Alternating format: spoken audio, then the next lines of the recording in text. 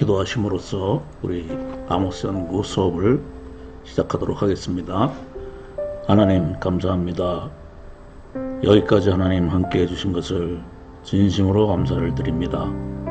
하나님의 종들이 하나님의 말씀 붙들고 헌신하고자 모인 자리에 하나님 분명히 하나님 함께 해주실 줄로 믿고 또한 특별한 은혜를 부어주실 줄로 믿습니다.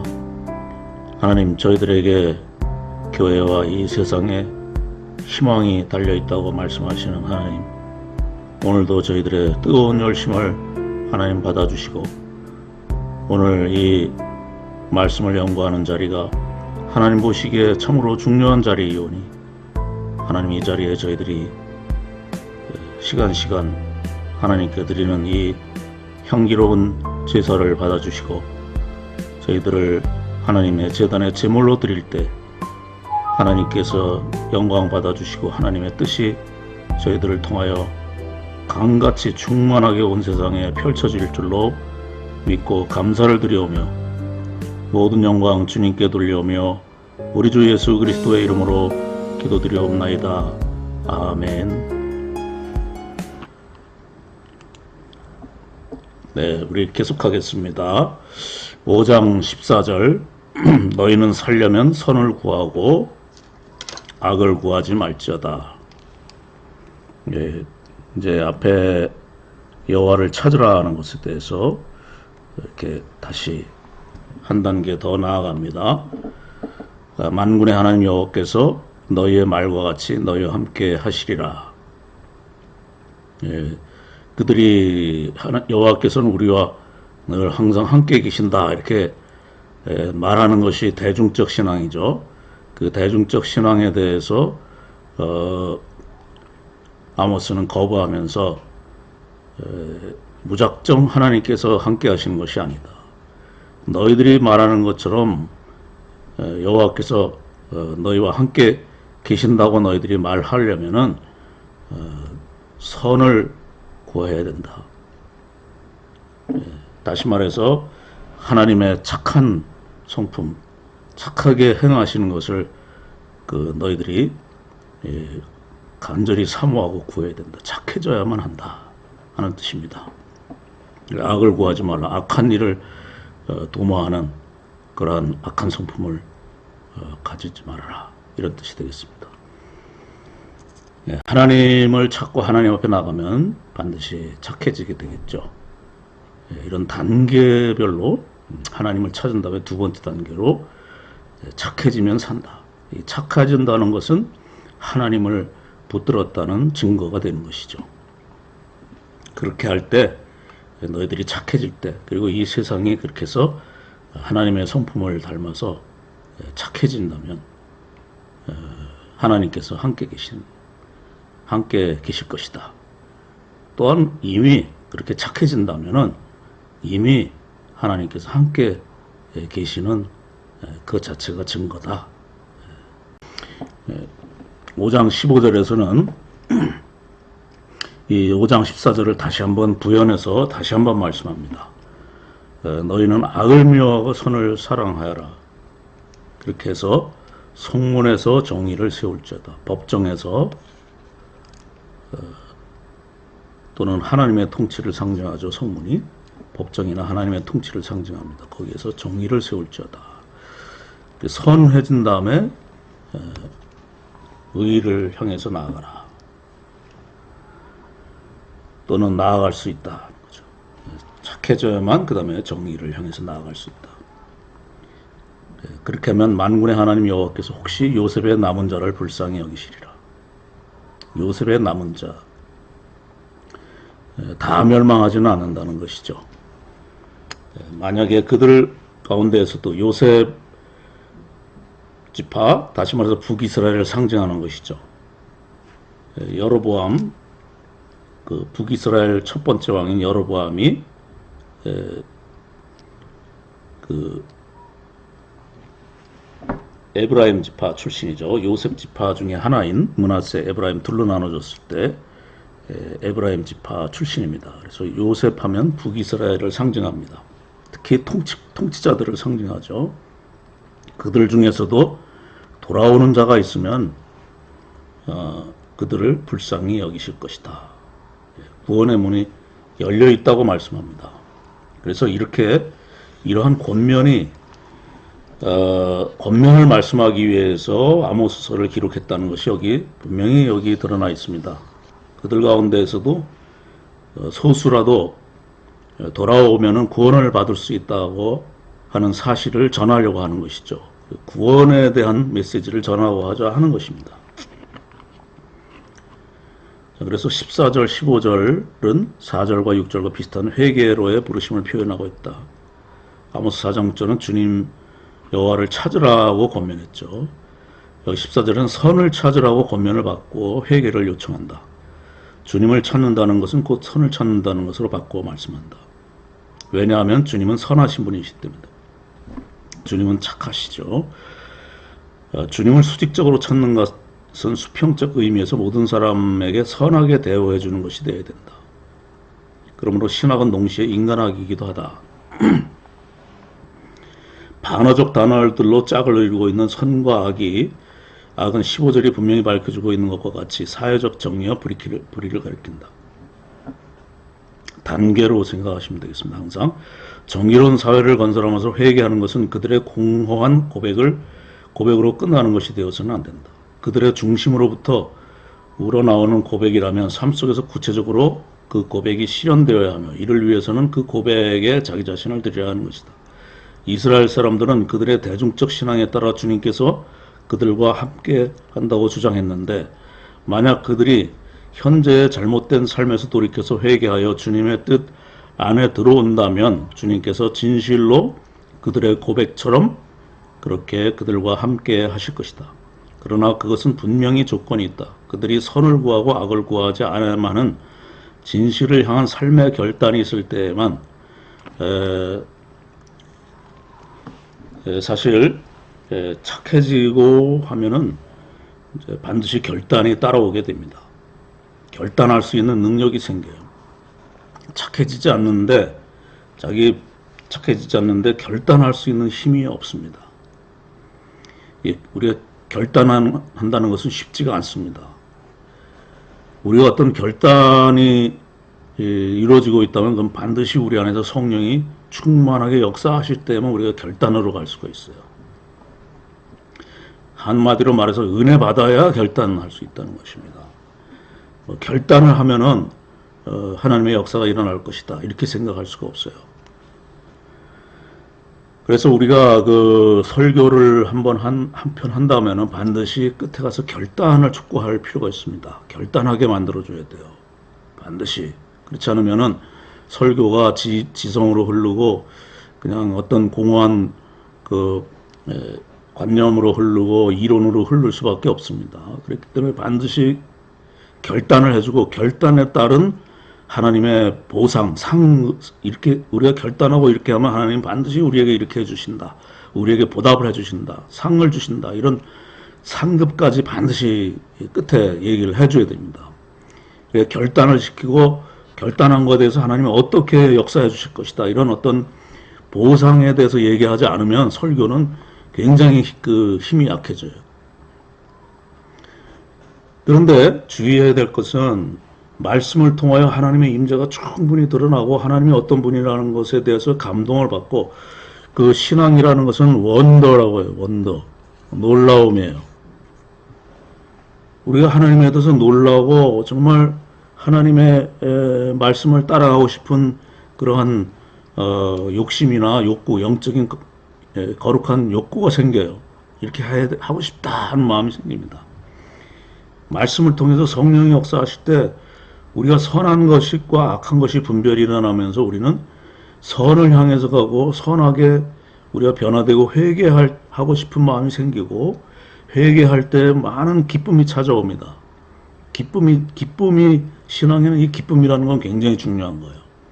이 말씀을 통해서 하나님이 우리에게 역사하시는 하나님의 자비로우신 하나님의 그 성품이 느껴지고 하나님이 우리에게 가까이 계시는 것이 느껴지고 하나님의 음성이 성경을 통해서 들려오게 될 때 우리는 무한한 기쁨이 일어나고 놀라움이 일어납니다. 아, 하나님이 이런 분이셨는데 우리가 몰랐구나. 회개가 일어나고 기쁨이 넘칩니다. 그럴 때에 우리가 결단하도록 만들어주면은 폭발적인 성령의 역사가 일어나요. 결단하게 만들면. 결단 없이 끝나서는 안 됩니다. 이건. 결단하게 만들고 그 다음에 결단하면 하나님이 어떻게 역사해 주신다. 우리에게 어떻게 보상해 주고 우리를 어떻게 책임져 주시고 우리의 삶을 어떻게 강력한 능력으로 변화시켜 주신다든지 어떤 보상을 얘기해 주고 이제 설교를 마쳐야 돼요. 그런데 만약에 우리가 그 말씀을 통하여 은혜를 받지 못한 상태에서 결단을 하게 만든다는 것은 굉장히 힘이 약하고 잘못하면 그 우리의 그 육으로 그거를 이루어 나가면 하나님의 뭐 어떤 거기에 대해서 그 보상해 주실 거라는 어떤 율법주의적인 신앙으로 좀 빠지게 될 우려가 있습니다. 능력이 없이 결단하는 것은 굉장히 위험한 일이에요. 차라리 안 하는 것이 낫습니다. 그래서 이렇게 그 하나님을 만나고 나면은 반드시 이런 결단할 수 있는 능력이 생깁니다. 그래서 그 고백이 현실로 이루어질 수가 있습니다. 그럴 때면 그와 같은 그들의 고백에 하나님께서 함께 하실 것이다. 왜냐하면 모든 사람이 서로를 해치는 악에 의해 불행이 빠지는 것을 원하지 않으시는 선하신 아버지이시기 때문이다. 그러므로 아모스는 이 대목에서 그의 메시지를 분명히 해주겠다. 주님을 찾는다는 것은 일견 어떤 것인지 모호할 수 있다. 그래서 아모스는 주님을 찾는다는 것을 선을 찾는다는 것으로 바꾸어 설명한다. 그리고 주님을 찾는다는 것, 주님을 만난다는 것은 그 결과로 착해지는 것이 나타나게 된다 하는 것이죠. 선이란 히브리어로 톱으로서 문자 그대로 좋은 것을 의미한다.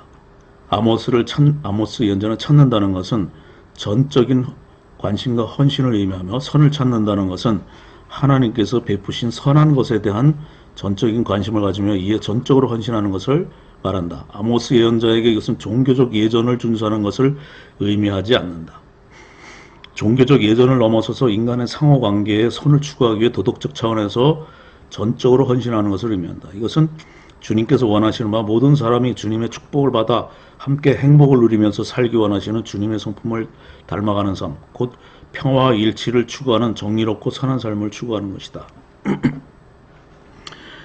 그래서 우리가 그 예수님을 믿고 거듭나고 성령이 함께 하시는 것을 체험하게 되면은 우리가 이 과거에 우리가 나 자신만을 위하고 다른 사람을 해치더라도 내가 행복하기만 하면 된다는 어떤 그런 죄죠. 원죄 상태에서 그냥 살아가던 그 삶이 굉장히 추악하고 어리석고 참 그것이 그 아름답지 않고 추악하다는 것을 이제 알고 하나님의 그 자비롭고 선하신 하나님 앞에서 우리 자신의 죄가 드러나면은 하나님 앞에 설 때에만 죄가 드러납니다. 우리가 우리 자신의 죄를 깨달을 수 없어요. 하나님이 얼마나 자비로우시고 선하시고 그러한 죄인조차도 하나님 사랑하시고 그래서 자기 자신을 버리셨다는 그런 진실한 선하신 하나님 앞에 서게 될 때, 자비하심 앞에 서게 될 때 우리가 얼마나 추악한가를 알게 되죠. 회개하지 않을 수 없습니다. 그렇게 할 때 주님이 우리 안에서 역사하시고 우리 안에서 내주하시면서 우리 자신을 변화시키는 역사가 일어나요. 성령의 역사가 일어납니다. 다시 말해서 주님을 닮아지고 싶어, 주님처럼 살고 싶은 것입니다. 그런 욕구가 생기게 돼 있어요. 그건 성령의 역사입니다. 우리 힘이 아니에요. 우리 자신이 뭐 그렇게 착해져서 그러는 것이 아니라 우리 안에 계신 주님이 우리 대신 살아가시기 때문에 우리가 착해지는 것이죠. 그래서 원죄를 극복하게 되면은 우리가 주님을 닮아나가, 우리도 모르게 닮아나가게 되는 것입니다. 자신도 모르게. 그래서 우리가 주님 자신 앞에 우리 자신이 자주 노출시키고 자주 회개할수록 주님을 점점 더 닮아가지 않을 수가 없습니다. 우리 자신이 닮으려고 하는 것이 아니라 그렇게 자꾸 하다 보면 어느새 자기가 주님을 닮아 있는 것을 알게 됩니다. 주님의 아들이라는 것을 우리가 알게 되죠. 그래서 화평을 추구하면은 하나님의 아들임을 세상 사람들이 알아준다 그랬습니다. 우리가 아는 것 이전에 세상 사람들이 알아줍니다. 아, 저 사람들은 하나님의 아들이구나. 이렇게 알아준다는 것이죠. 그래서 이 주님을 따라서 평화와 일치 그리고 정의롭고 선한 삶을 추구하면서 살아나가지 않을 수 없게 됩니다. 이와 같이 그들의 삶이 전적인 헌신으로 변화될 때 그들의 고백과 같이 주님께서 실로 그들과 함께 하실 것이다.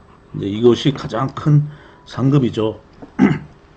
하나님이 함께 해주신다면 모든 것은 다 결정되어 버리고 맙니다. 그러니까 하나님이 우리와 함께 해주시지 않고 우리의 삶의 뭐 환경만 변화시켜 주셔서 아 우리 축복해 주신다 이건 거짓입니다. 가장 중요한 축복은 하나님이 우리와 함께 계신다. 예수님께서도 말씀하시죠. 아들이 아버지에게 떡을 달라 하면 나중에 뭘 주신다면 성령을 주시지 않겠냐 이렇게 누가복음은 말씀하십니다. 성령을 주시는 것이 가장 큰 선물이라는 것이죠. 그러면 그와 함께 모든 것을 다 은사로 주신다. 이렇게 그러니까 다른 거 다 은사로 주셔도 우리가 내 성령을 충만히 받지 않으면 그건 진정한 축복이 아닙니다. 성령을 충만히 받는 것 자체가 이미 정말 거룩한 축복이죠.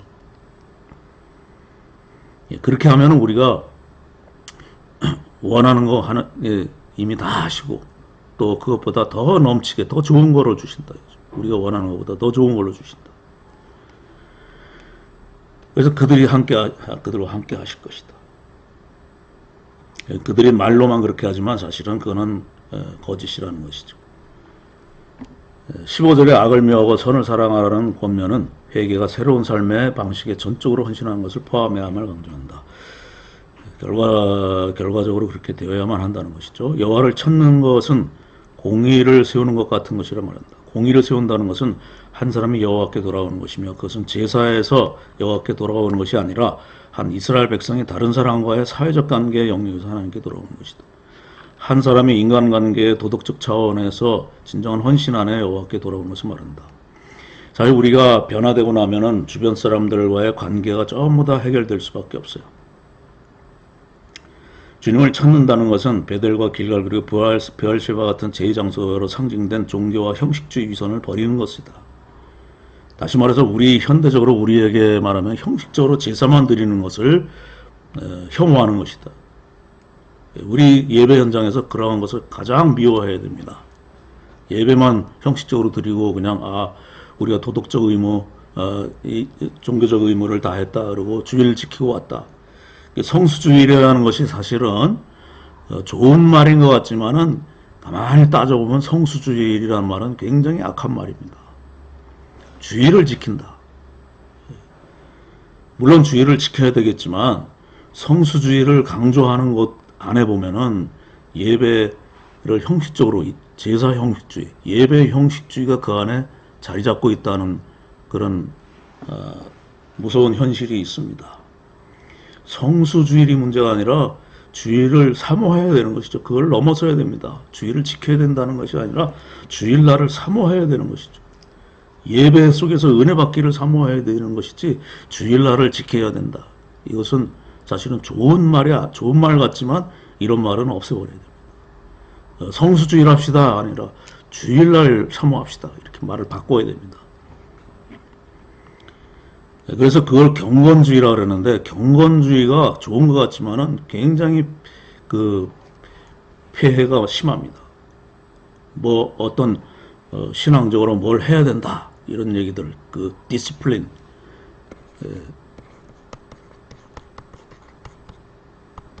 어떤 실천 강령을 딱 앞세우고 그거를 지켜야만 그것이 신앙인이 되는 것이고 그것이 결국은 하나님과 함께하는 것이다. 하나님의 축복을 받는 길이다. 이렇게 얘기하는 것은 잘못됐습니다. 그거보다 더 중요한 것은 회개가 중요한 것이고 내면에서 기뻐하는 것, 기쁨을 회복하는 것이고 우리 안에서 하나님이 내주하셔서 역사하시는 그런 능력을 소유하는 것이 더 중요합니다. 그렇게 될 때 어떤 뭘 해야 된다 이래야만 어떤 조건을 걸고 그거를 해야만 한다 하는 것을 훨씬 뛰어넘게 됩니다.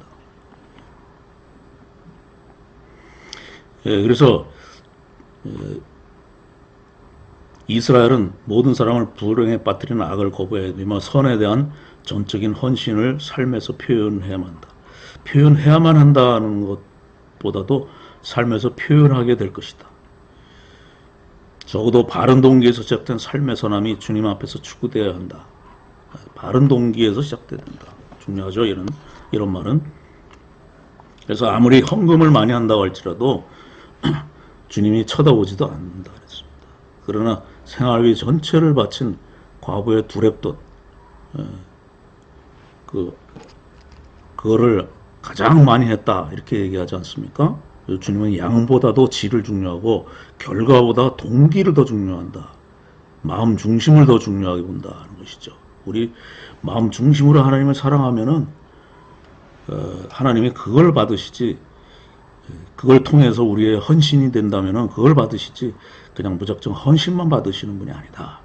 오히려 그거는 헌신만 열심히 하는 것을 하나님이 원하시는 것이 아니라 그거를 혐오하십니다. 오히려 그거는 죄를 짓는 것이, 오히려 그렇게 하면 할수록 죄를 짓는 것이죠. 주일 성수를 한다고 해서 그것이 하나님 앞에 선한 것이 아니라 그거는 예배를 안 드리는 것만 못한 것이 돼요. 정말. 그건 그렇게 하면 할수록 형식적으로 예배를 드리게 되면 그거는 그렇게 하면 할수록 그거는 더 죄를 짓는 것입니다. 그건 당장 그만둬야 되는 일이에요. 그들이 착해질 때, 선을 찾을 때만이 만군의 하나님 여호와께서 너희와 함께 하시리라. 이런 대중적 신앙을 하나님이 거부하십니다. 우리가 지금 교회에서 지금 아모스에서 멸망당하는 사람들이 가지고 있던 popular belief, 대중신앙, 대중적 신앙을 우리가 교회에서 지금 가지고 거기에 머무르고 있지 않나 심히 염려가 됩니다. 걱정스럽고 염려스럽고 고민스럽죠. 고통스럽죠.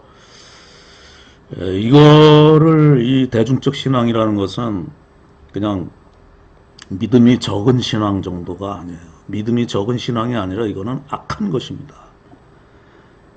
대중적 신앙을 가졌다 그래서 그것이 믿음이 적어서 좀 조금만 받아들여질 것이다. 절대 그렇지 않습니다. 그거는 오히려 반대로 가장 악한 죄악이에요.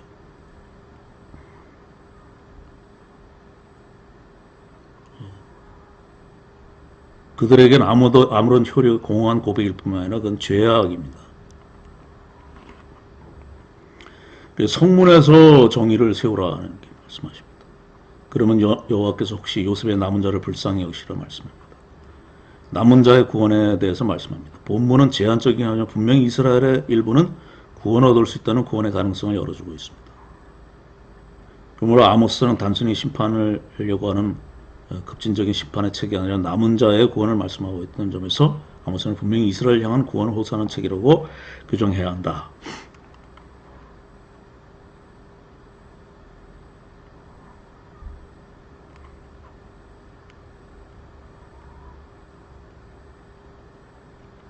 이 본문도 역시 이스라엘로 하여금 하나님의 은혜가 회개에 대한 자동적인 결과가 아니라는 것을 주의하도록 한다. 혹시라는 단어를 하나 넣었어요. 혹시라는 단어를 통해서 구원은 오직 하나님의 긍휼에만 의존되어 있다는 것을 강조하고 있다.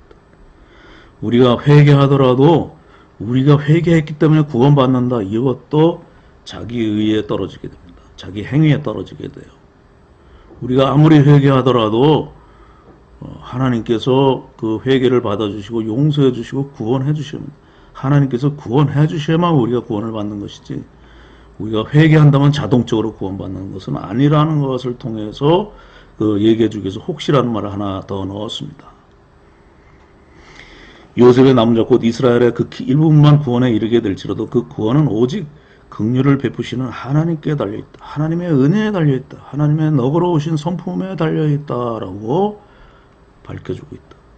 하나님이 너그러우시기 때문에 우리가 그런 악한 죄인임에도 불구하고 하나님 앞에 그저 나가기만 하면은 그의 너그러우심 때문에 구원받는 것이지 우리가 의로워져서 구원받는 것이 아니다. 회개해서 우리가 의롭게 되었기 때문에 하나님께 받아들여진다는 것은 아닙니다. 우리가 아무리 구원의 조건을 다 갖추도록 하나님께 나갈지라도 그 구원이 주님의 긍휼하심에 달려있다고 겸손해질 때, 하나님 앞에 겸손해질 때에 하나님의 주권에만 의지할 때, 하나님께 모든 것이 달려 있습니다 하고 하나님께 무조건적으로 자기 자신을 의탁할 때에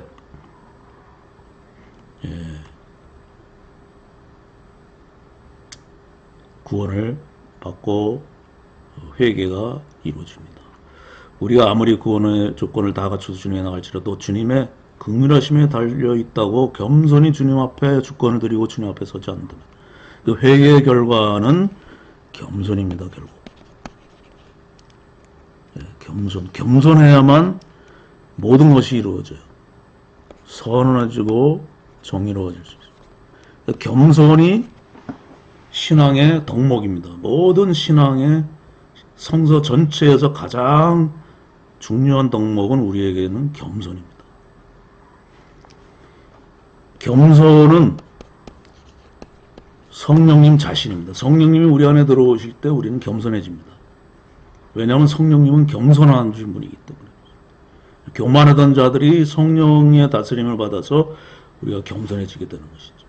겸손해져야만 여기에서 9가지 열매가 맺힙니다. 성령의 9가지 열매 중에 겸손이 하나 있으면 좋을 것 같아도 없습니다. 왜냐하면 성령은 뿌리에 해당한, 겸손은 뿌리에 해당하는 것입니다. 성령님이 겸손 그 자체이십니다. 이 겸손에서부터 9가지 열매가 맺혀지게 되는 거예요. 성령님이 맺어가신 거죠. 우리가 맺어지는 게 아니라 우리를 겸손하게 만드셔서 우리 안에서 성령님이 맺어가시는 열매가 9가지. 우리가 맺는 열매가 아닙니다. 성령의 9가지 열매라는 것은. 그래서 겸손해지지 않으면 그것도 주님, 온전하신 주님 앞에서 우리의 교만함과 불완전함을 드러낼 뿐이다. 이 본문은 하나님께서만 긍휼을 베풀고자 하시는 사람들에게 자비를 베푸실 절대 주권적 권리를 가지고 있음을 나타내주고 있다. 참된 회개에 대한 대가로 이 백성의 구원의 가능성을 주님께서 제공할 때라도 아모스 예언자는 죄악된 백성이 그 스스로 비록 회개했다 하더라도 그와 같은 뻔뻔스러운 태도는 절대 주권적 하나님께 가까이 갈 수 없음을 신중하게 지적한다.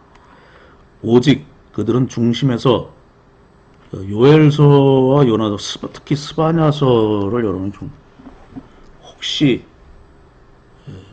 그 말도 스바냐서에도 혹시란 말이 들어있습니다. 오직 그들은 중심에서 바른 동기를 회복하고 오직 구원은 주님의 긍휼에 달려있다는 것을 두려운 마음으로 인정하고 겸손하게 주님의 통치의 발 앞에 자신을 드리는 겸허함에서 구원이 진정으로 임한다는 것을 알아야 한다. 마치 열두의 혈증을 앓던 여인이 두려운 마음으로 예수님의 겉옷자락을 만지듯이 말이다. 그러므로 그들은 하나님이 우리와 함께 하신다고 말하기 전에 종교적 형식주의를 버리고 중심으로 새로워져서 겸손을 회복할 때 그럴 때 중심으로부터 진실이 찾아오게 됩니다. 주님의 주권 앞에 겸손해져야 할 것이다. 겸손하지 않으면 참되게 될 수가 참되어질 수가 없습니다. 그리고 주님께서 다스리는 통치를 실현하기 위해서 성문에서, 법정에서, 그리고 하나님의 통치가 회복되어야만 하나님께서 함께 하실 것이다. 그렇게 할 때 요셉의 남은 자를 불쌍히 여기신다. 하나님의 불쌍히 여기시는 긍휼하신 성품 때문에, 긍휼하심 때문에 그들에게 구원이 임한다. 하면서 외치고 있습니다. 권면을 위한 위협을 다시 16절, 17절로 말씀합니다. 그러므로 주 만군의 여호와 하나님께서 이같이 말씀, 모든 사람이 광장에서 울겠고, 광장들이죠, 복수, 광장들, 모든 광장들에 나와서 울겠고, 모든 거리들입니다. 거리들에서 슬프도다 슬프도다 하겠으며, 이 말은 사람들이 이제 죽는 것이죠. 이제 지진이 난다든지 해서 막 사람들이 막 죽는다 이거죠. 특히 이건 지진에서 의해서 죽는 거를 특히 말한다고 볼 수 있겠습니다. 뭐 군사적 패배도 마찬가지 여기 다 포함되겠지만 1차적으로 지진이 더 관련이 많다고 보여집니다.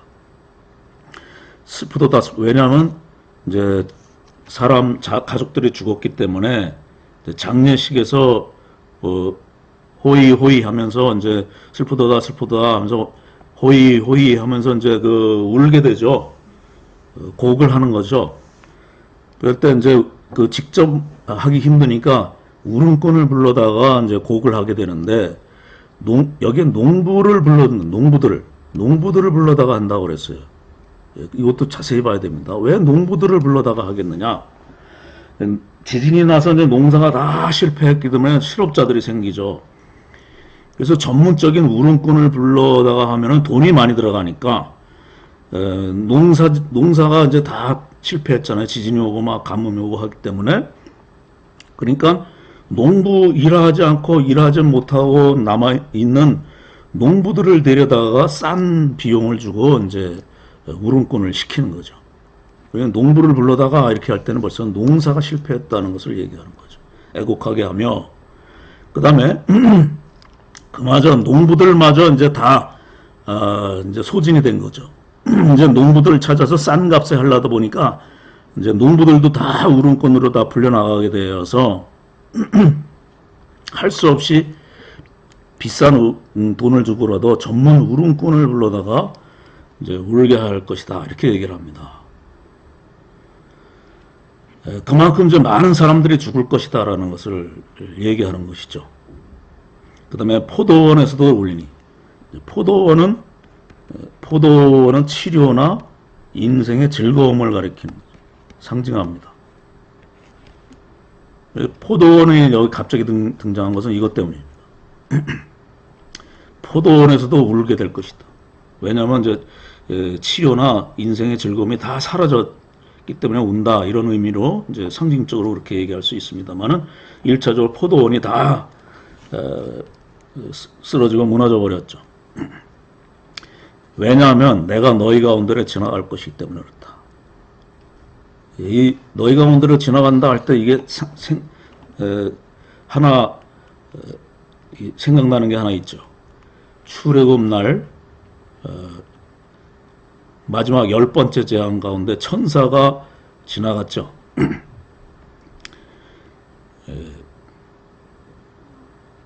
그때에 이스라엘의 애굽의 장자들이 다 죽었죠. 내가 너희 가운데 지나갈 것입니다. 그때는 애굽에서는 구원하기 위해서 지나갔지만은 이제는 직접 너희들 가운데로 지나갈 것이다 할 때 이제는 그들을 심판하시기 위해서, 굉장히 슬픈 이야기죠.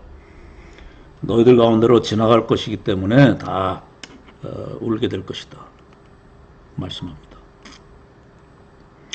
이제 회개로 촉구하는데 심판의 날에 널리 퍼진 애곡과 탄식을 그려주고 있습니다. 5장 1절로 장례식 또는 장례식 만가에 연결됩니다. 농부들과 포도원에 대한 언급이 아마도 지진과 함께 농사로 실패한 것을 암시하고 있습니다. 또한 군사적 침입으로 인해 큰 재앙이 일어났음을 또한 동시에 암시해 줄 수 있다고 할 수 있겠습니다. 이로 인해서 많은 사람들이 죽어서 광장들과 모든 거리들 어디에서나 장례식으로 넘쳐났다. 여기 그런 얘기예요. 울음꾼이 필요한데 전문 울음꾼을 데려다 하면 돈이 많이 드니까 농부들을 불러다가 싼 값에 합니다. 그래서 마침내 전문 울음꾼 밖에 없어서 이제 그들에게 돈을 더 주고라도 울음꾼을 데려다 할 수밖에 없는 것이, 많은 사람이 죽었다는 것을 더 강조하고 더 슬픈 분위기를, 음울한 분위기를 더하게 해준다. 포도원에서 일어난 통곡은 하나님의 심판으로서 적절하며 두려운 역설을 제공한다. 주님께서 이스라엘 가운데 지나가기 때문이다. 6월절 사건, 출애굽기 12장 12절. 애굽 전역에 통곡이 일어났는데 애굽 장자들이 죽음으로써 그것이 그들에게 출애굽의 구원이 임했던 것이 구원이 하나님의 지나가심이었습니다. 물론 천사들의 지나가시였습니다만 그때 700년 후인 지금은 주님께서 이제는 그의 선민 이스라엘 백성 가운데로 지나갈 것이라고 말씀합니다. 그래서 그들 가운데 애굽에 있었던 큰 통곡이 이스라엘 전역에 일어날 것이다.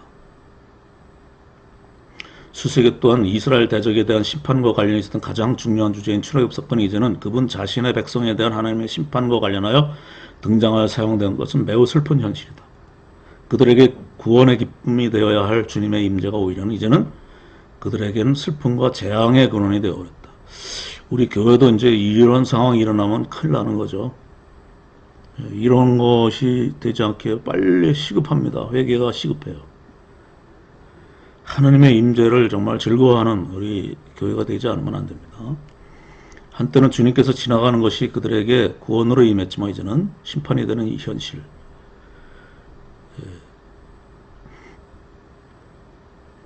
그것이 더 슬픈 아픔을 느껴진다. 이스라엘이 어떻게 해야만 주님의 임재가 그들에게 기쁨이 되고 구원의 생명이 될 것인가? 어떻게 이 슬픈 현실을 기쁨과 소망의 현실로 바꿀 수 있는가?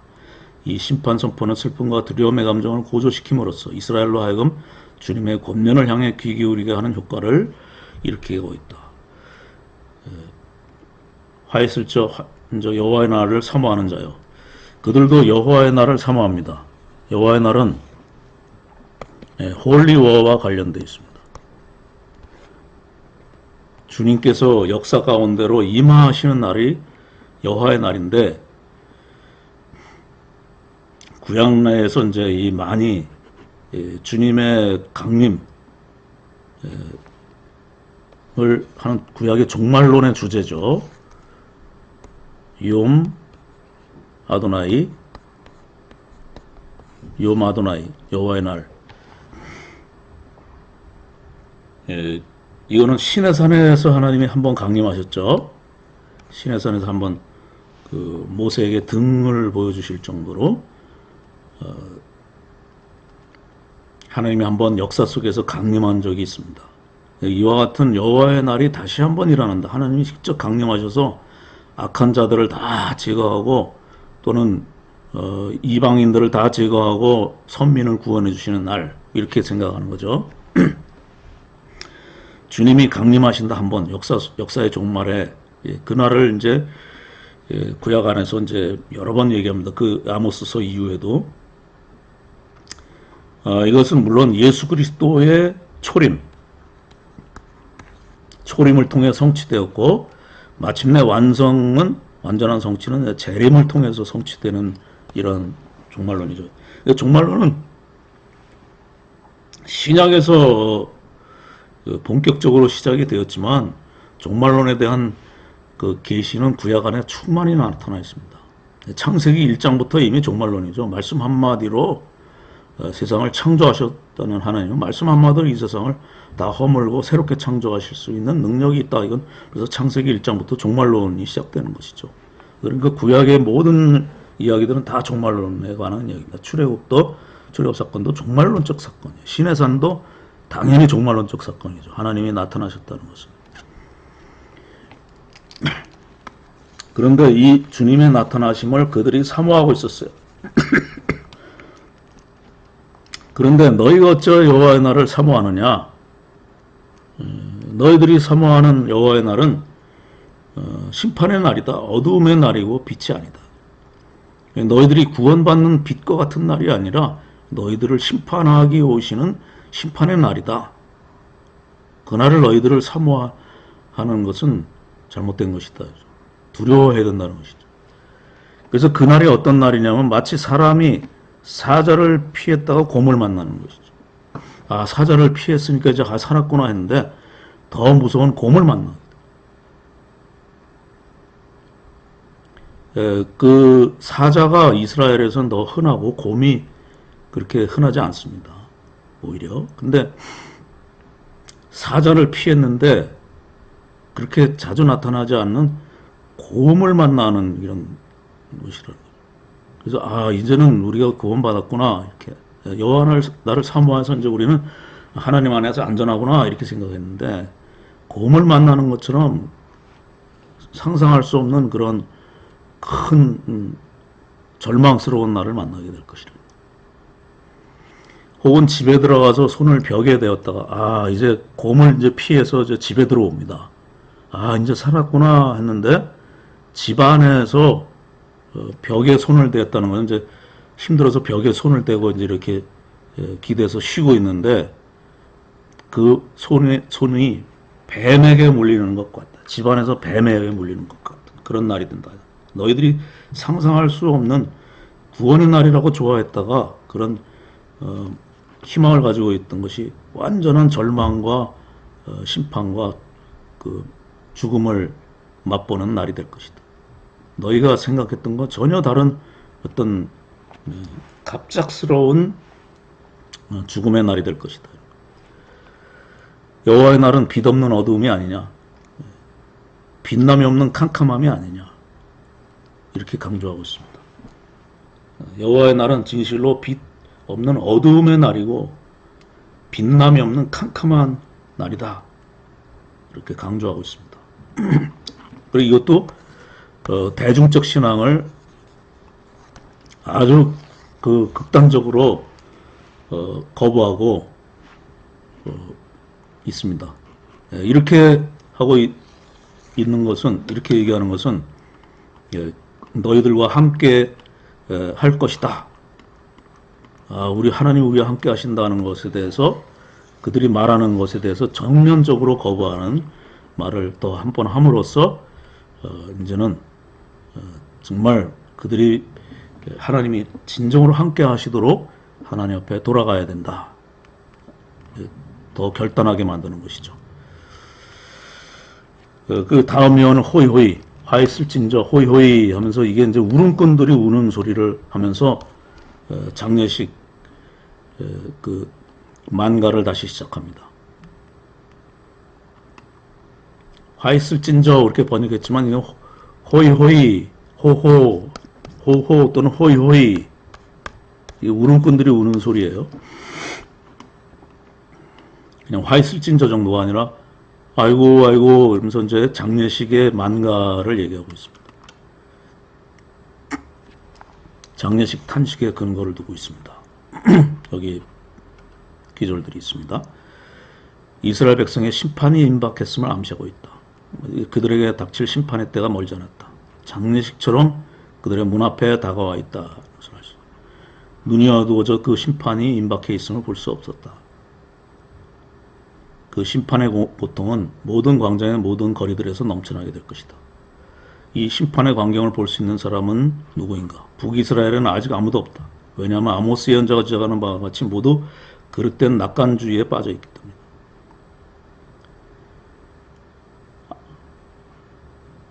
파퓰러 빌리프 때문이었습니다. 우리 교회에도 이러한 고민들이 좀 필요합니다. 하나님이 정말 우리와 지금 함께 해주실 것인가? 아니면 우리를 굉장히 염려하시고 슬퍼하고 계실까? 또는 진노하고 계실까? 한번 생각해 볼 필요가 있습니다. 교회가 너무 낙관주의에 빠져 있으면 안 됩니다. 하나님은 남왕국 유다 출신의 목자인 아모스에게 그 심판의 광경을 일찍이 환상으로 보여준다.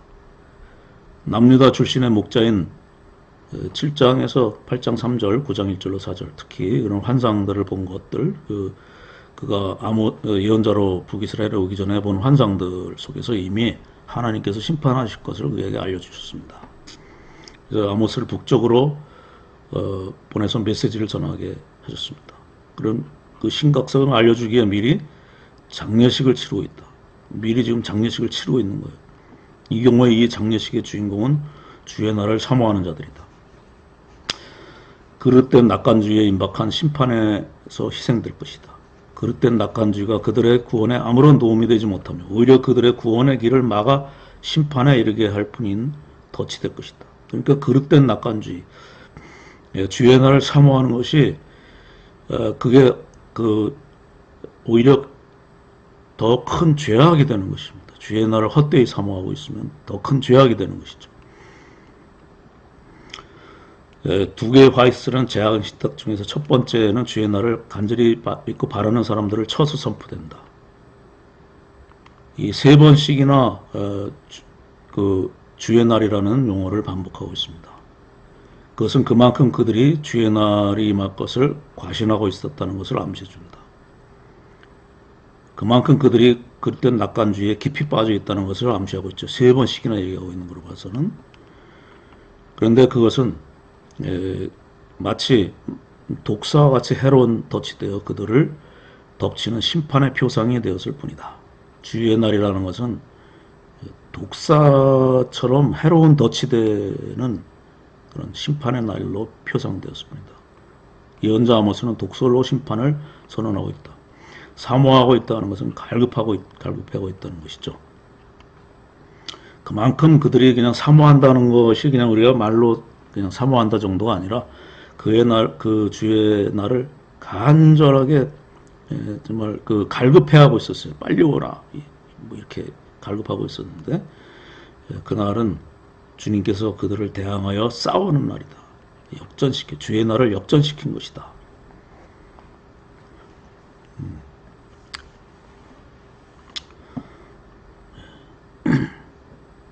19절은 주의 날, 강림하시는 날을 심판을 생생한 비유로 표현합니다.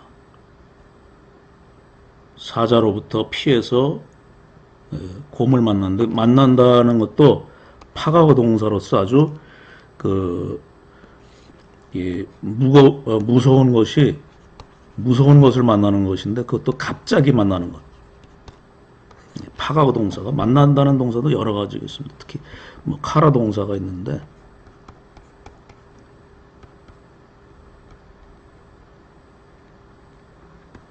카라 동사는 일반적으로 만나는 것이고 파가어는 좀 무서운 거를 갑자기 만나는 거. 들이닥친다 이런 느낌이에요. 그래서 그 벽에다가 벽 또는 담장이 더 나을지도 모릅니다. 휴유하면서 이제 기도가 쉬어있는데 그런 안도감을 맛보게 됐는데 그때 갑자기 담장 안에 독사가 있어서 그들 물어버려서 죽게 되는 그런 날이다. 주의 날은 이와 같이 안방 또는 담장 안에서 안일함과 안도감 속에 있을 때 독사와 같이 그들에게 갑자기 닥치는 사망과 어둠의 날이다. 이 마지막 결론이 우리의 구원에 있어서 얼마나 간절하게 붙잡아야 할 말씀이고 주님과 동행하시면 우리가 얼마나 큰 평안이 되는 것인가를 알게 된다. 우리 역설적으로 그렇다는 것이죠. 주님의 날은 도적같이 임하는 것이다. 5장 21절로 24절 세 번째 권면 마지막 결론적 권면이 되겠습니다. 내가 너희 절기들을 미워하며 멸시하며 너희 성회들을 기뻐하지 않는다. 너희가 내게 번제나 소제를 드릴지라도 내가 받지 아니할 것이고 너희의 살진 희생의 화목제도 번제, 소제, 화목제 속제제와 속건제는 오히려 이제 생략이 되어 있습니다. 이러한 제사들을 드릴지라도 내가 돌아보지 않을 것이다. 돌아본다는 것은 쳐다본다는 거죠.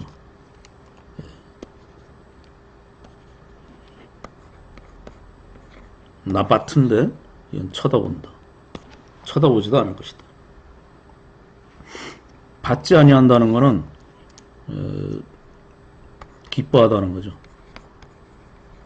내가 기뻐하지 않을 것이다. 여기 같은 동사죠. 내 노랫소리는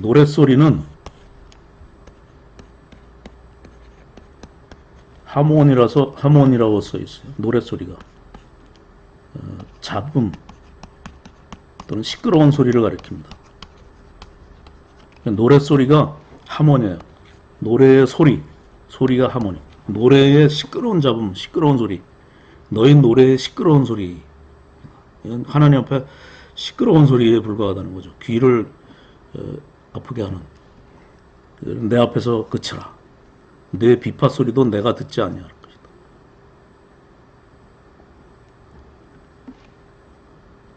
오직 정의를 물같이 공의를 마르지 않는 강같이 흐르게 할지어다.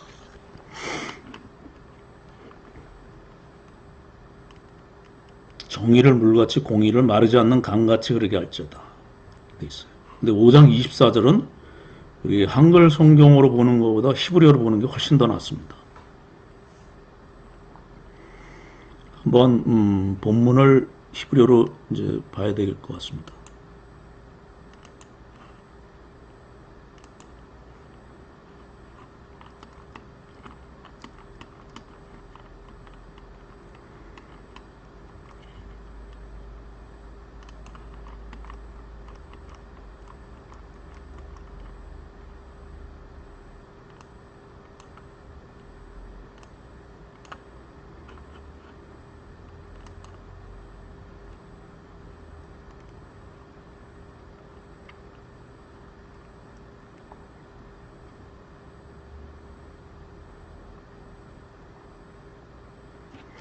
여기 내가 받지 않은 걸 라차 동사 기뻐하다.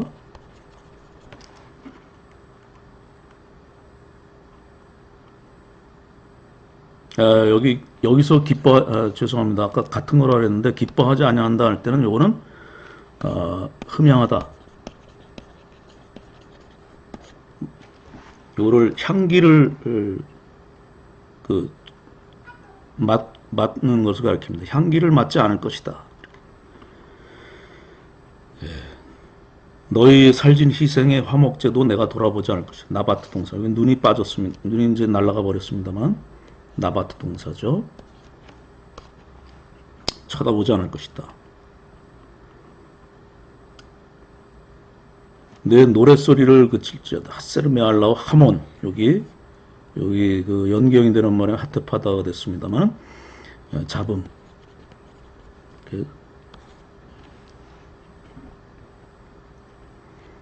노래들이죠. 복수입니다. 노래들의 잡음을 내 앞에서 그쳐라. 내 비파 소리도 내가 듣지 않을 것이다. 그 다음에 이제 요 귀절이 이제 문제인데요. 그러므로, 오직이라고 하는 것은 좀 번역이 과도해요. 그러므로,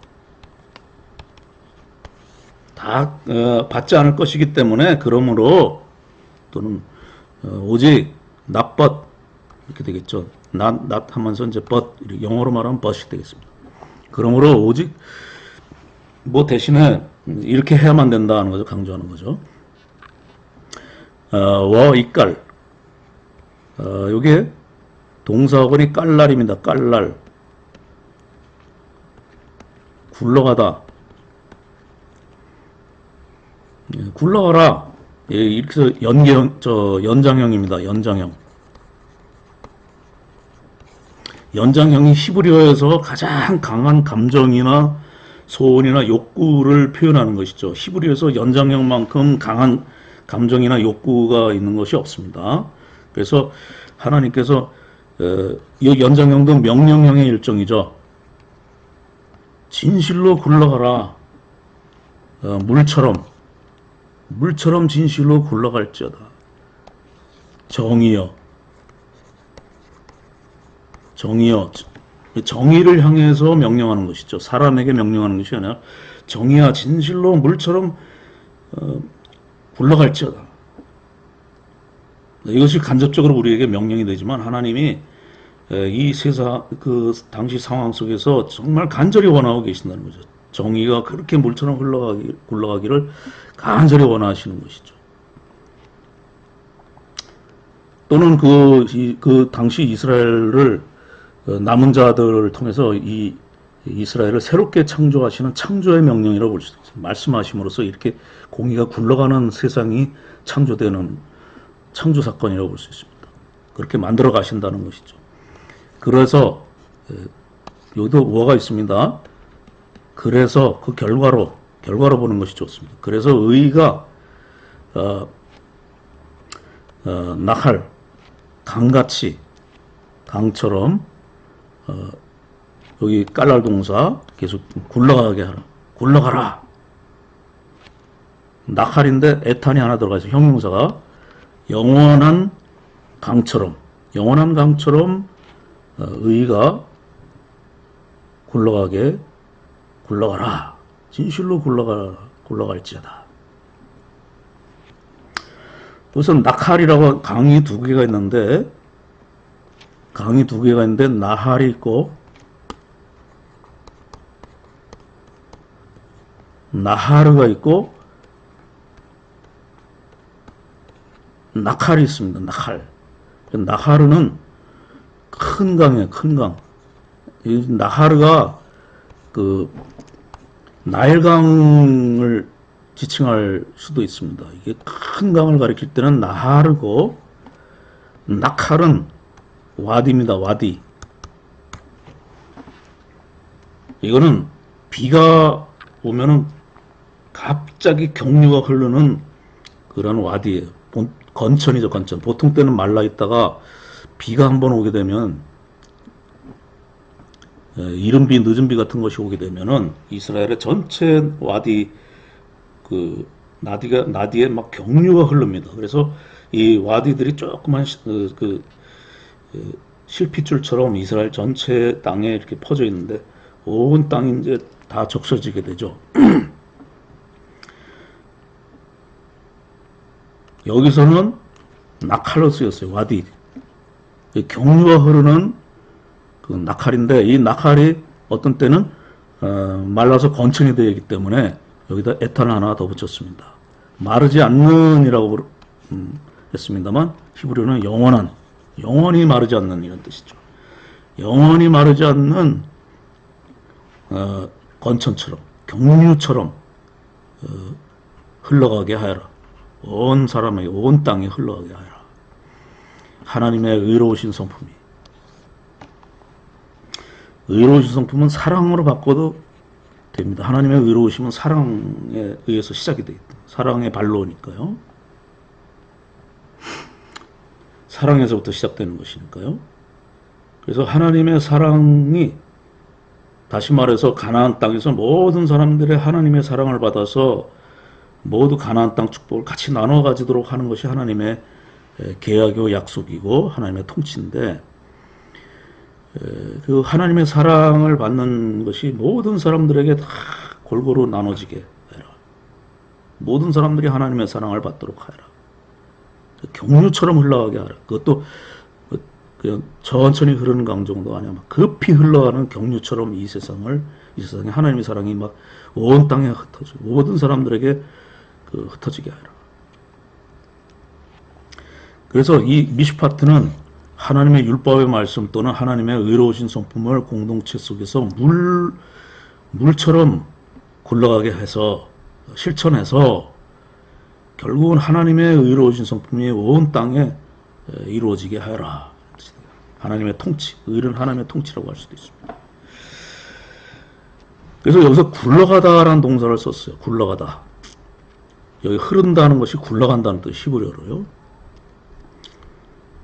그러니까 이 굴러간다는 것은 두 가지로 해석을 보통 하는데, 한스발트 볼프라는 사람은 그의 주석에서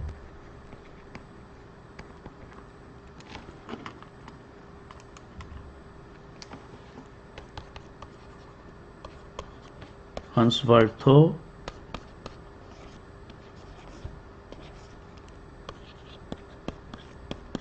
아모스 주석이 유명하죠, 이 사람 주석도. 근데 거기에서 뭐라 그랬냐면은 경류가 우리 장마철에 빗물 막 흘러내려갈 때 자갈돌이 굴러가지 않느냐. 그래서 그 자갈돌이 굴러가는 것처럼 공의를 굴러가게 하라는 뜻이다. 그렇게 해석을 했는데 그건 잘못된 해석이고요. 우리가 장마철에 여기서 물이 굴러가는 것이지 자갈이 굴러가는 것이 아니거든요. 물이 굴러가는 것처럼 이런 뜻으로 봐야 돼요. 물처럼. 그러니까 그 장마철에 물이 막 경류가 흘러가는 거 보면 물이 굴러가는 것처럼 보인다는 것이죠. 그래서 물이 굴러가는 것처럼 그렇게 경류로 흘러가게 하라. 굴러가게 하라. 그래서 깔랄 동사를 썼습니다. 그래서 모든 사람이 가나안 땅 축복을 다 같이 누리도록 하나님의 정의를 급히 굴러가게 해서 하나님의 의로우신 성품, 사랑이 온 땅에 영원한 강처럼, 영원한 경류처럼 막 흘러가게 하여라. 굉장히 역동적인 본문이에요. 우리 한글 성경으로 보는 것보다는.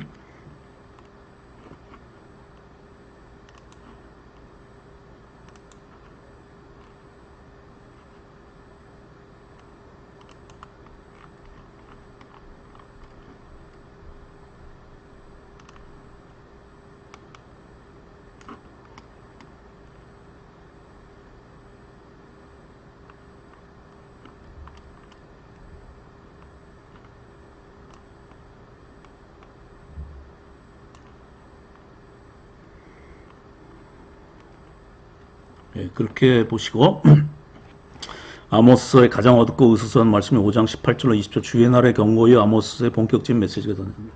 이것은 어두움과 두려움 속에서 비춰오는 강력한 구원의 빛과도 같다. 빛과 어두움의 대비를 보여주죠. 구원의 메시지는 어두운 심판의 메시지와 강하게 대비된다.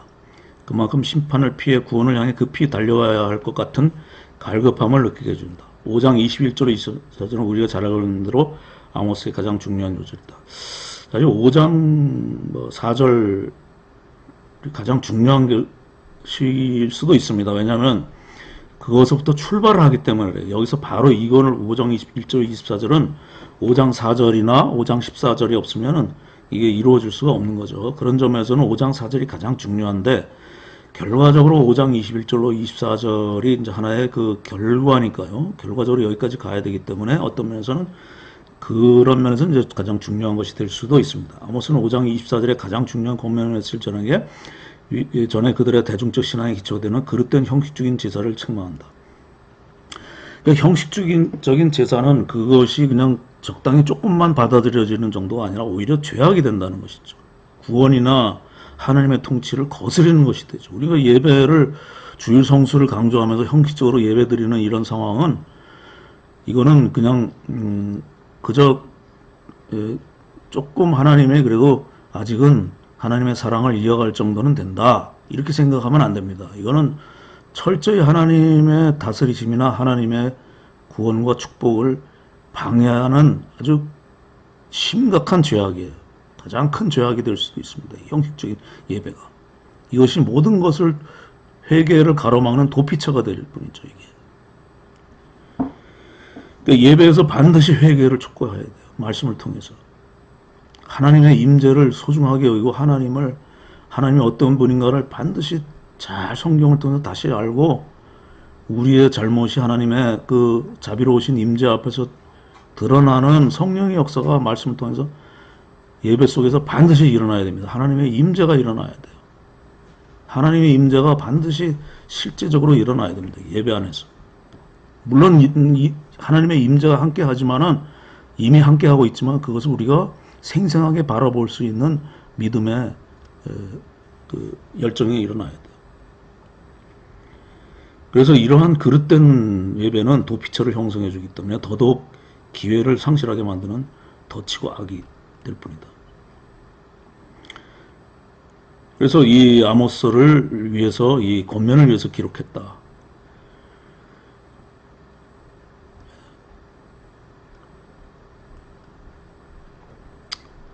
이 세 개의 권면들은 모두 그 주제에 있어서 일관성이 있다. 주님을 찾는 것, 선을 찾는 것, 그리고 공의를 이루는 것. 18절, 20절에는 주의 날의 제의적 선전의 배경으로부터 시작해서 21절로 27절은 정의를 동반하지 않는 제의 행위에 대해서 비판하신다는 걸 드러낸다. 해석자는 고대 이스라엘의 성전이 제의적 축제, 희생제사 그리고 예배 장소만이 아니라 성전은 이스라엘과 유대 사회에서 하나님의 정의를 기대하는 것과 관련하여 훈계의 근원으로도 여겨졌다는 걸 기억해야 한다. 주님께서는 이스라엘의 위선적이고 형식적인 종교를 정죄하셨다. 그 과정에서 이스라엘에 대한 심판이 부당하다고 하는 그 어떤 반대 의견을 제기할 수 있는 가능성도 인정하지 않으셨다. 주님께서는 먼저 그들의 절기를 미워한다. 절기는 이스라엘로 학으로서 순례하다에서 온 명사로서 3대 절기에 주님께 나가서 그 자신을 보이는 것을 의미한다. 그거를 미워하신다. 이 절기들은 주님의 구원을 찬양하는 큰 축제의 날이다. 이 절기들은 사실 하나님께서 명령하셔서 하나님께서 만드신 것이에요. 그런데 이거를 하나님이 만드신 것을 왜 미워한다고 하실까요? 하나님이 만들어서 주신 축복의 구원의 그 즐거움을 회복하는 날인데 이것이 그들에게서 하나의 악을 그대로 가지고 도피처로 만들기 때문에 하나님에서 더 멀어지게 만드는 것이기 때문에 하나님이 주셨음에도 오히려 그걸 미워한다고 말씀하시고 이를 거부한다고 하시고 계십니다.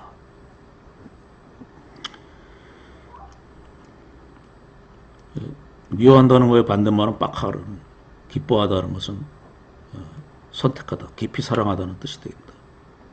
미워한다는 말은 선택하다는 뜻이 돼요. 반대말은. 선택받은 사람이 순례를 기뻐하고 하나님의 구원을 기뻐하는 절기가 되어야 되는데 그것이 그들에게 있어서 하나의 절기 자체가 짐이 되고 거기에 나가서 헛된 제사장의 축복만 받고 들어오니까 하나님의 임재와는 상관없이 흠양한다는 건 향기를 맡는다 뜻이고요. 절기의 향기, 그들의 그 성회, 그들의 절기들의 모임들, 절기를 위해서 모인 모임들의 향기를 맡지 않겠다. 그것이 역겨운 구린 냄새로 하나님께 느껴진다는 것이죠. 우리 헛된 예배는 정말 구린 냄새밖에 안 됩니다. 하나님 앞에. 향기로운 제물이 되어야 되는데 오히려 악한 것이 됩니다. 잠언이라든지 여러 책에서 이런 똑같은 말을 하고 있습니다. 그래서 여호와의 뜻과 진실로 조화를 이루게 된 사회정의와 의를 이루어야 한다. 드린다는 것은 알라로서 올라간다는 뜻입니다. 연기가 올라가는 것 때문에 이 단어가 그렇게 쓰였습니다. 받는다는 것은 라차로서 기뻐하는 뜻이다. 기쁘게 받는다는 뜻이다. 돌아본다는 것은 나바트로서 관심을 가지고 바라보는 의미입니다.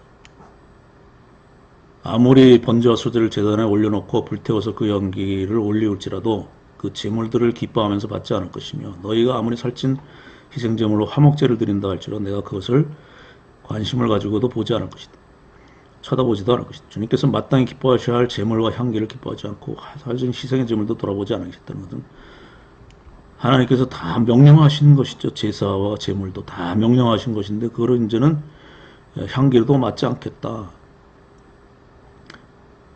또 관심 가지고 쳐다보지도 않겠다. 이렇게 말씀하시는 하나님의 슬픔이 있죠. 하나님의 모순이죠.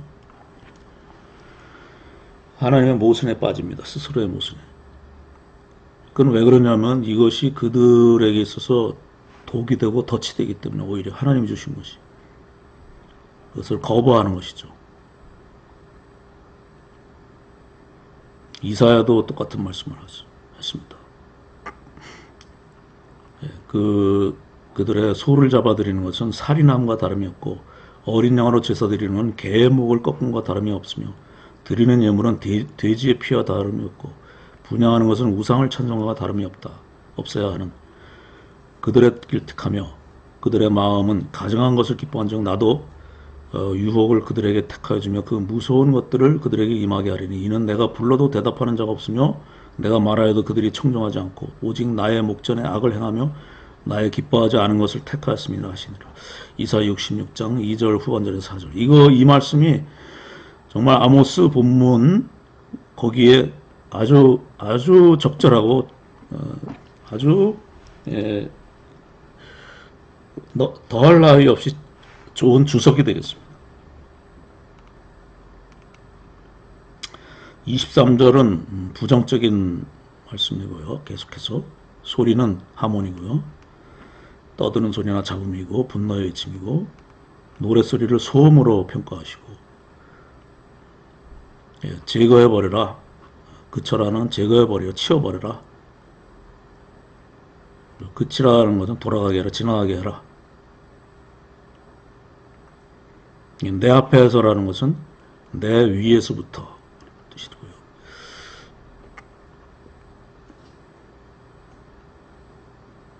하나님께 그 찬양 소리가 잡음으로 들렸습니다. 그 다음에 비파 소리도 하프 소리도 역겨워서 주님께 괴로운 짐이 된다. 메알라 영은 내 위에서부터니까 그 굉장히 짐이 된다는 거죠. 주님의 어깨 위에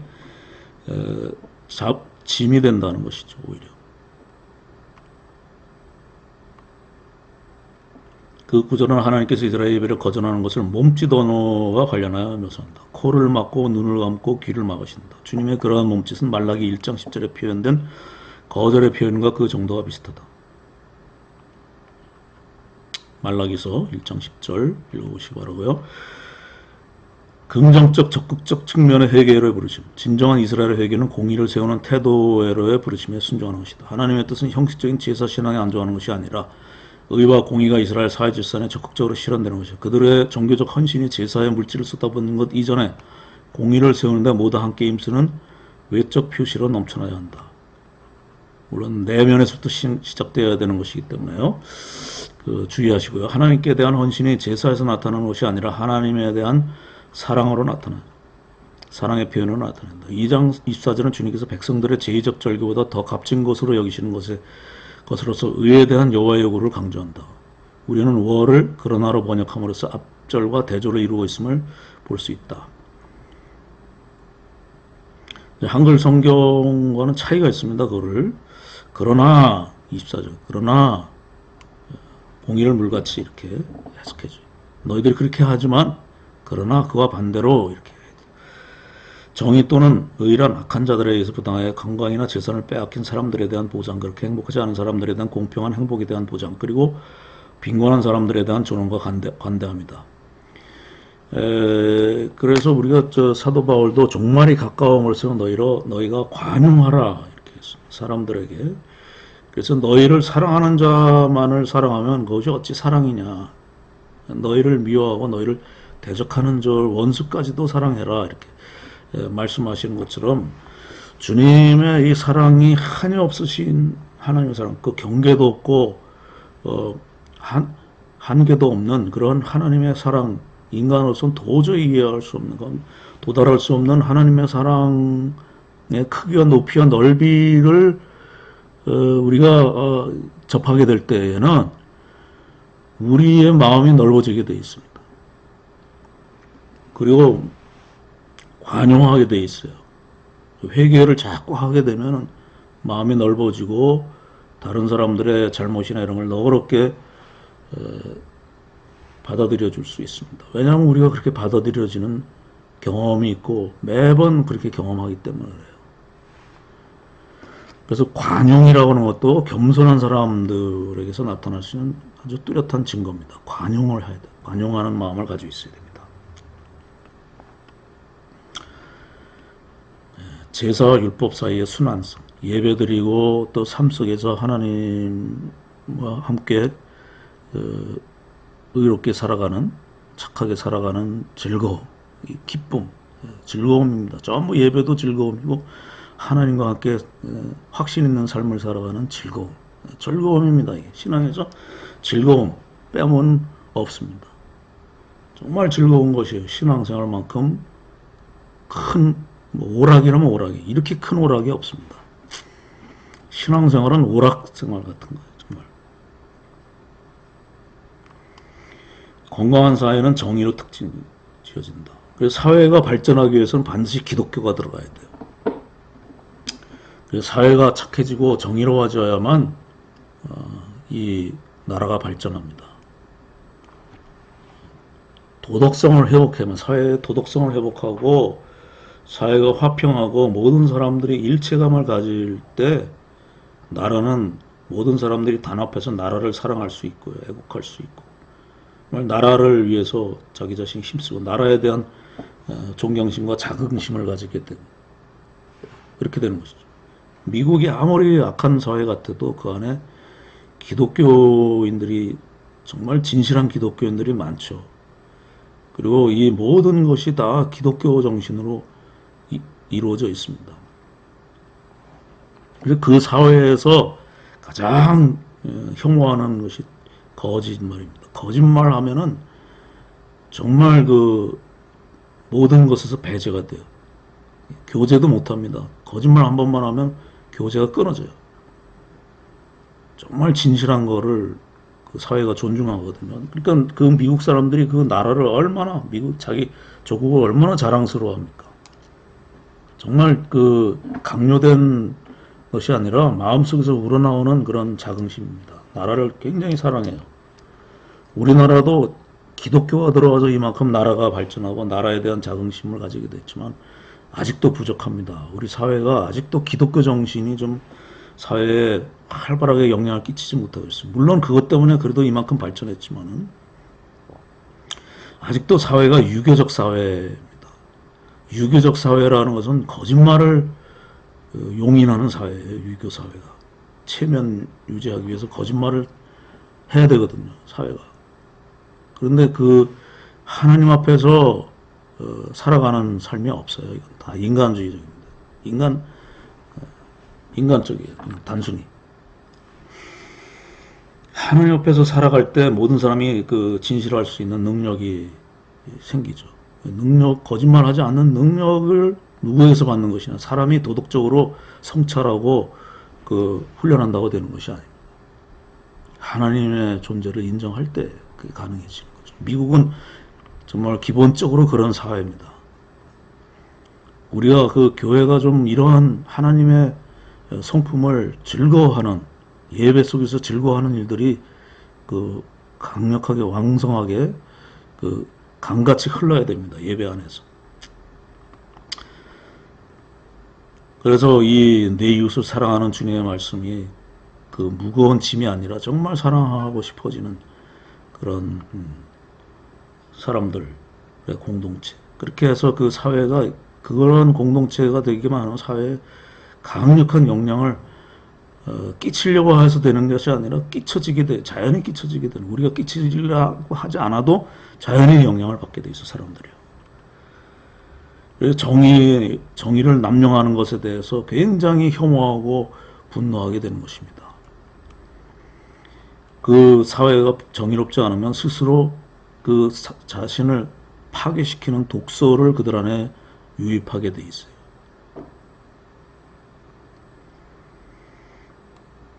그래서 불이한 이익을 그들에게서 일부 사람들이 누리게 됩니다. 사회가 이분법화돼서 다 갈라지게 되죠. 그러면서도 그들은 하나님께 그들과 함께 하신다. 그들 특권층 자신들과 함께 하신다. 이런 안일함에 빠져 있는데, 그래서 그들은 하나님의 달고 정말 생명이 되는 정의를 쓸개와 같이 쓴 쑥으로, 독약으로 바꿔버렸다는 것이죠. 그거는 이러한 정의의 남용은 모든 것을 거꾸로 돌리는 비합리적이며 하나님의 통치를 거부하고 왜곡하는 아주 위험한 행동이었습니다. 그러므로 정의를 물같이 흐르게 하라, 공의를 마르지 않는 강같이 흐르게 하라고 말씀하십니다. 그들이 가나안 땅에서 하나님의 축복을 독점하여 누리면서 하나님의 정의를 독점하였고 왜곡하였다. 이제 그들이 모든 백성과 함께 구원에 이르기 위해서는 그들이 독점하고 있는 모든 가나안 땅의 축복을 강물처럼 이제 흘려보내야 된다. 그래서 물로 왜 그를 비유를 했을까? 이스라엘은 물이라고 하는 게 최고의 가치입니다. 우리는 물이라고 하는 것이 별로 중요하지 않죠. 물이 많기 때문에. 그래서 오죽하면 이제 물을 가장 쓸데없는 것처럼 얘기죠. 물, 그러면 뭐 별로 쓸데없는 것이죠. 그래서 뭐 옛날에 죄송한 얘기지만 노태우 하면 물태우 뭐 이렇게 했지 않습니까? 이스라엘 같으면 물태우 그랬으면 굉장히 존경스러운 사람이란 뜻이 되는 거죠. 이스라엘에서는 물이 최고의 가치입니다. 생명과 물을 거의 같은 수준으로. 그리고 오히려 성령을, 요한복음 7장에서 성령을 물로 표현했어요. 그리고 생명의 물, 살아있는 물, 생명의 물, 이렇게. 물이라면 정말 이스라엘에게는 달콤하고 좋은 것입니다. 그래서 정의를 물같이 이렇게 얘기할 때는 물이 생명을 상징하고 정말 축복과 큰 행복, 기쁨을 상징하는 것이기 때문에 정의를 이 세상에 물처럼 흘려보내서 기쁨이, 사회의 기쁨과 생명과 즐거움이 넘치게 하라. 이런 뜻으로 이제 물로 표현했습니다. 그렇다면 정의가 정말 물처럼 그 소중하고 생명처럼 그 간절한 것이구나. 이런 의미를 거기에 담고 있습니다. 정의는 행동의 개념이고 처닥하는 의의 기준 또는 성품이 되겠습니다. 먼저 의를 실천함으로써 하나님의 성품, 의의 기준을, 하나님의 의로운 성품을 세상에 널리 흘러가게 해서 하나님의 통치를 이루게 하라. 성문에서부터 시작하라. 이런 뜻이 되겠습니다. 그래서 우리가 재판정에서 벌써 하나님의 통치가 시작되는 것으로 얘기하죠. 우리 시대에도 지금 윤석열 그 검찰총장이 대통령이 됐죠. 이건 정말 좋은 징조입니다. 이분이 이제 대통령이 됐다는 것은 이 사회에 법치주의가 완성이 되고 헌법의 가치가 이제 온전히 우리 사회에, 우리나라에 실천이 되고 실현이 될 수 있다는 하나의 좋은 증거죠. 하나님이 윤석열 대통령을 선택하신 이유가 바로 이런 데 있다고 생각합니다. 이제 교회가 했어야 되는데 이제 교회가 안 하고 있으니까 이제 국가를 통해서 윤석열을 통해서 시작하십니다. 우리 교회는 그를 지도해야 되고 윤석열 대통령을 지도하고 또 감독도 해야 되겠습니다. 그러기 위해서는 우리 교회가 하나님의 사랑이 넘치는 공동체가 되지 않는 하나님의 그런 정말 살아있는 하나님의 공동체가 되어야 돼요. 그 말은 이렇게 다 흘러가게 해라. 다 모든 사람이 공평하게 다 하나님의 사랑을 골고루 행복하게 나눠 가지는 삶을 살아라 하는 뜻이죠. 그래서 여기서 쓰인 동사는 깔라리라 하는 거죠. 구르다. 그래서 5장에 흐르게 할지어다라는 동사는 구르게 할지어다라는 뜻이고 여기 길갈에 대한 노릇한 말놀이에서처럼 길갈의 동사의 원형인 깔랄 동사입니다. 말놀이를 통해서 굉장히 강조하고 있습니다. 길갈로 가지 말고 정의를 깔랄시켜라, 굴러가게 해라 이런 뜻이 되겠습니다. 구르다는 동사는 세심한 말놀이 결과다. 5장 27절엔 또 이 깔라 동사를 사용해서 포로로 끌려간다는 건 깔라 동사입니다. 이거를 이제 말놀이를 했죠. 이 동사 때문에 특히 이 깔랄 동사를 선택한 것이죠. 굴러가다는 동사를 선택한 이유가 깔라 동사 때문이죠. 만약에 너희들이 이 정의를 굴러가게 하지 않으면 포로로 끌려가게 될 것이다. 굴러가게 하지 않으면 너희들이 깔라가 될 것이다. 포로로 끌려가게 될 것이다. 이런 말놀이. 이 말놀이를 했다는 것은 굉장히 중요해요. 이 부분을 굉장히 중요하게 살펴보라는 뜻이에요. 말놀이라는 건 장난삼아 하는 것이 아닙니다. 이 부분을 아주 눈여겨보라는, 강조하기 위해서 이렇게 툭 두드러지게 하기 위해서 말놀이를 하는 것이죠. 둘 중 하나를 하라는 것이죠. 정의가 굴러가게 하든지 아니면 포로로 끌려가든지. 정의를 물같이 공의를 영원히 마르지 않는 강같이 구르게 하여라. 5장 24절. 이 부분은 여러분들이 한번 제가 설명드린 내용이 비교적 다 들어있습니다. 한번 꼭 각자 읽어봐 주시기 바랍니다. 반드시 읽어봐 주시기 바랍니다. 제가 이제 나중에 이런 말까지 드리는 걸 용서해 주십시오. 성적 처리할 때 이 부분을 읽었는지 안 읽었는지, 예배의 정신과 말씀의 실천 사이의 상관관계, 이것도 굉장히 중요한 부분인데 제가 읽었으면 좋겠습니다만은 시간 관계상 여러분에게 맡기겠습니다. 읽어보시면은 여러분이 다 알 수 있는 내용이기도 하거든요. 이제 그동안에 저에게 이제 강의를 들었다면 말이죠. 다 알 수 있는 내용일 뿐만 아니라 정말 중요한 것입니다. 반드시 여러분들이 꼭 읽으셔야 하는데 이 부분을 읽었는지 안 읽었는지 제가 꼭 체크하겠습니다. 이 부분도 꼭 여러분들이 읽어주시길 바랍니다.